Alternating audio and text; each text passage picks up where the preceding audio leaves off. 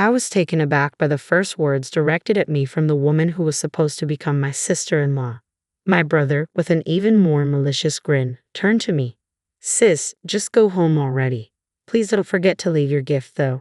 The two of them laughed together, and I felt something close to hatred towards my brother. But then, he said something that made me lose even that emotion. "Well, it doesn't really matter if we have your gift or not. All our relatives love me, and they are probably giving us a lot of money. Mom likes me more than you two, so she might even give me all of her property." "Hey, that makes it sound like you're just using them for money," I retorted. "Well, it can't be helped. They're a good source of income," he replied nonchalantly. I never thought my brother could be such a terrible person. Despite it being our first reunion in a long time, he hadn't changed a bit since the old days. If anything, his terrible personality had only worsened, and I couldn't stand it anymore. I reached my limit and left the waiting room while the two of them laughed together. "My name is Emma. I'm 32 years old. I work for a foreign cosmetics company. After graduating from college, I worked for another company but was lucky enough to be headhunted by my current company. The people I work with are ambitious, and I work tirelessly every day while receiving constant motivation.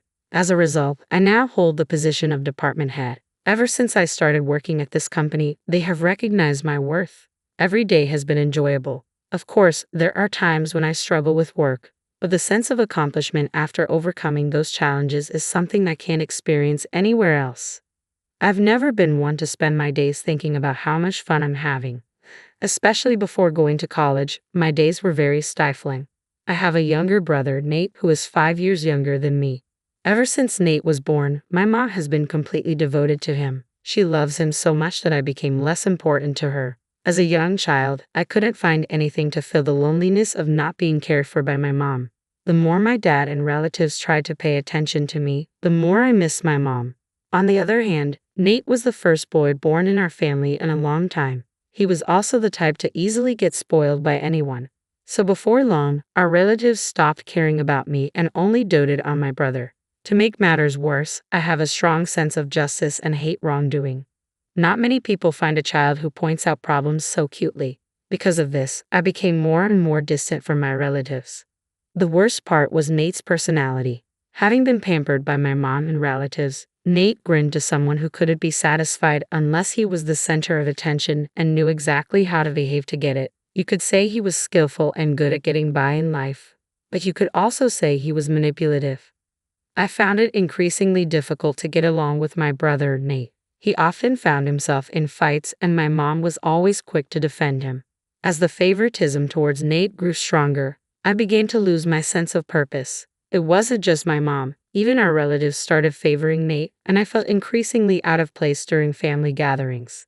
Seeing my discomfort, Nate would casually suggest, "Why don't you go to the other room, sis?" His smile belied a look that brooked no objections.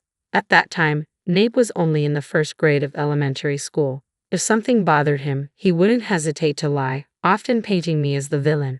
I had long surrendered my role as the older sister when he uttered those words, leaving me with no choice but to retreat. Yet, what stung more than being treated like an outsider by my brother was the indifference of my mother and relatives. When my absence was noticed and my father inquired about my whereabouts, they merely shook their heads. My mother's response, "I don't know," felt like a dismissive brush-off. Nate, seizing the moment, would divert attention with one of his tales. It was as if I had ceased to exist, and the pain of being erased from their conversations was excruciating. Nothing changed, even in my absence. It was only my father's sister, Aunt Ava, who seemed to notice my absence. "Here you are. Don't you want to go back to the others?" she gently inquired as I sat, quietly grieving and frustrated. Without me even realizing, my aunt sat beside me, offering solace. As I buried my face in her lap, tears streaming down my cheeks, she began to speak softly. "I kind of understand how you feel, Emma," she murmured. "Maybe it's because I'm an older sister too. Ever since my brother was born, he was the one who got all the attention. You know how our relatives are, mostly women, so they really spoil the boys. I always thought it was unfair, even for you and Aunt Ava." I was taken aback to learn that my aunt, who always seemed so cheerful and in control at family gatherings, had also experienced feelings of jealousy towards her brother. Her admission caught me off guard, yet her gentle smile in response to my question softened the weight of her words. Yes, when I was a kid, I was so jealous of my brother all the time, Aunt Ava confessed. But he wasn't very talkative, so he wasn't always the center of attention like Nate. I think you must be feeling much worse than I did, she added, her hand gently stroking my head. It had been so long since I had received such comforting gestures, and I felt a mix of emotions, happiness and embarrassment for letting her see how vulnerable I felt. Our family has strong ties, you know, Aunt Ava continued. Nate is kind of cunning, or maybe he's just good at winning people's hearts. He has that kind of personality, right? Everyone gets easily fooled by him. Really, Aunt Ava? You think that about Nate too? I asked, surprised once again, realizing that no one else in the family seemed to see my brother in that light. Aunt Ava winked at me, surprised. So don't forget, I'm watching you, Emma. If you want, I can talk to everyone about it. No, it's okay. Just knowing that you're watching me is enough to make me happy, I replied softly. All right, I understand. But if there's anything you want me to hear, I'll listen. You can always rely on me, she assured me. From that moment on, I looked forward to seeing my aunt at family gatherings. Even now, though I've moved away, I still keep in touch with her regularly. The only other contact I have is the occasional email from my father with updates as I rarely go home. I didn't expect to receive such unexpected news from my father. Nate was getting married. At a time when I was already feeling a bit anxious about the rush of marriages among my friends and even my coworkers, this news hit me hard. Though I wasn't unhappy with my current life, I couldn't help but feel a sense of disappointment. Then to add insult to injury, Nate contacted me. Jesus, long time no see. His message read, I'm getting married, and my fiancée is already pregnant. Don't worry about not being married and showing our parents or grandchild. I've got that covered. But in return, give us at least $10,000 as a gift. It includes the costs of giving birth. Kids are expensive, you know. My already low excitement to celebrate Nate's wedding dropped to zero because of his sense of entitlement. I even considered not attending the wedding, but eventually I convinced myself that this was a once-in-a-lifetime family event and decided to accept Nate's request. On the wedding day, after the ceremony, we were led to a family waiting room to prepare for the reception. After a long absence, I reunited with my mom and relatives, and naturally, the conversation revolved around Nate. I tried to embrace his moment in the spotlight, but old memories kept resurfacing, casting a shadow over my mood.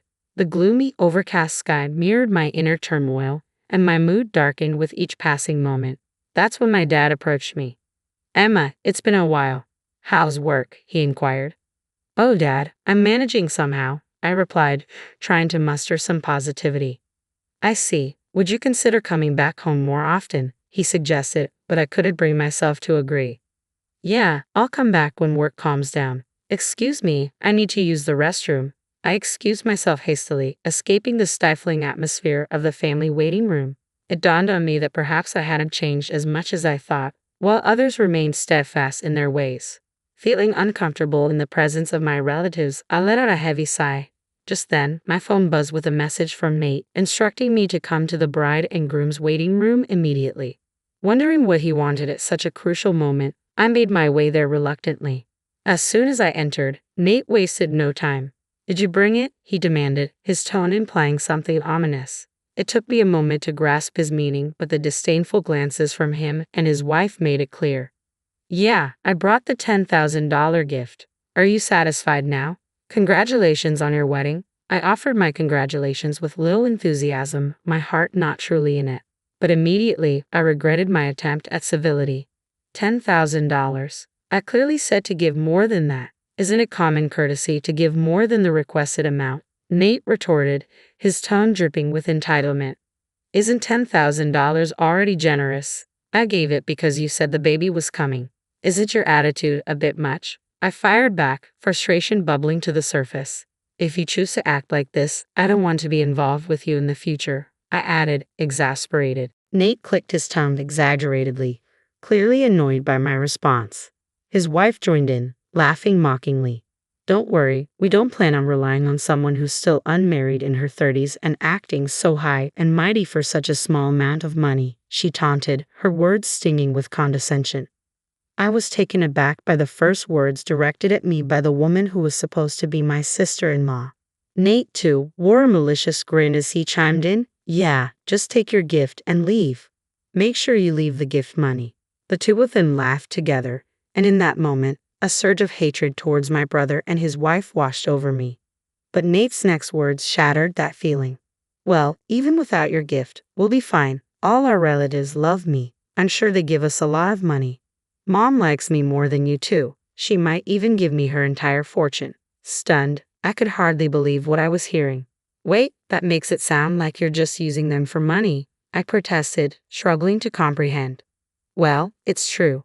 That's why we invited fewer friends and more relatives, Nate retorted casually, confirming my worst fears. I never imagined my brother could be such a callous person. The amusement Nate and his wife seemed to derive from viewing our relatives, even our mother, as mere sources of income disgusted me. It was clear he hadn't changed at all since we were kids, only grown worse. Unable to bear their presence any longer, I stormed out of the bride and groom's waiting room as their laughter echoed behind me. As soon as I left, I heard someone calling my name. It was Aunt Ava. Seeing her, I couldn't help but let my feelings show. Auntie, I can't take it anymore. I'm leaving, I confess, my frustration boiling over. My aunt's expression turned to one of anger as she listened. I heard what just happened. This is unforgivable. Everyone should know about it, she declared, her voice laced with indignation. But it's true that everyone likes Nate, right? If I say something, I'm sure no one will believe me, I lamented, feeling defeated. It's not like he's forcing our relatives to give them money, so it's just a matter of me putting up with it, I reasoned, though the bitterness in my tone was evident. Fine, I don't think I'll ever see them again anyway, I concluded, feeling resigned to the situation. Apparently, my aunt had been worried about me after noticing my discomfort in the relatives' waiting room and followed me when I left. After hearing my conversation with Nate and his wife, she suggested telling everyone about it, but after witnessing their callous behavior firsthand, I couldn't bring myself to subject my family to such embarrassment. I had resigned myself to the situation, but my aunt was brimming with anger, a stark contrast to my own feelings. You don't have to put up with it anymore, Emma, she asserted. I never thought Nate would go this far. There's still time. Let's confront them together and reveal everything. If anyone still supports Nate after that, then they can be their source of money or whatever else they want. Encouraged by her words, I decided to face the situation head-on and return to the family room with her.